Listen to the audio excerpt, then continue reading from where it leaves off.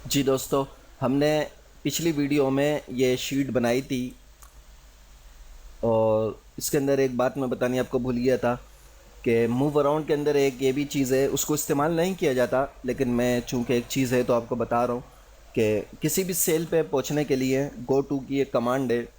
F5 हम press करें तो ये गो टू हमारे पास आ गई।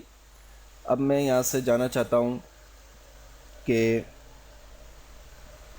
फॉर एग्ज़ाम्पल G7, मैं G7 सॉरी G7, जी मतलब जी कॉलम और 7 रो, यानी मैं यहाँ आना चाह रहा हूँ 75 पे, साइंस फ़हीम 75। तो यहाँ पे इसको मैं ओके करूँगा तो ये जो मेरा बॉक्स का निशान है ये यहाँ पर आ जाएगा, ये देखिए। तो एक जाने का तरीका ये भी है, लेकिन इसको ज़्यादा इस्तेमाल नहीं किया जाता। अच्छा, तो अब इस वीडियो में हम ये देखते हैं कि इस शीट को हमने बना लिया है, इसको हम सेव कैसे करेंगे। कंट्रोल एस दबा के भी सेव किया जा सकता है। फाइल में आके सेव में आए, कंप्यूटर, डेस्कटॉप, डेस्कटॉप पे भी इसको मैं सेव कर सकता हूँ।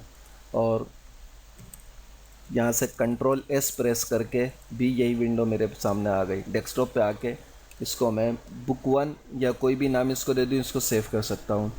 देखिए 2013 की जो फाइल है इसका एक्सटेंशन चेंज है, अब इसके अंदर XLSX हो गया है, वरना इससे पहले जो था उसमें सिर्फ ये 97 2003 में XLS था, 2007 में भी ये था, लेकिन 10 में और 2013 में जो है वो XLSX हो गया है।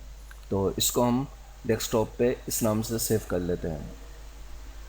अब देखते हैं डेस्कटॉप पे सेव हुआ या नहीं। ये देखिए डेस्कटॉप पे सेव हो गया। ये एक बैकअप फाइल बनी है, लेकिन जब इस फाइल को मैं यहाँ से बंद कर दूंगा तो ये फाइल ऑटोमेटिक डिलीट हो जाएगी।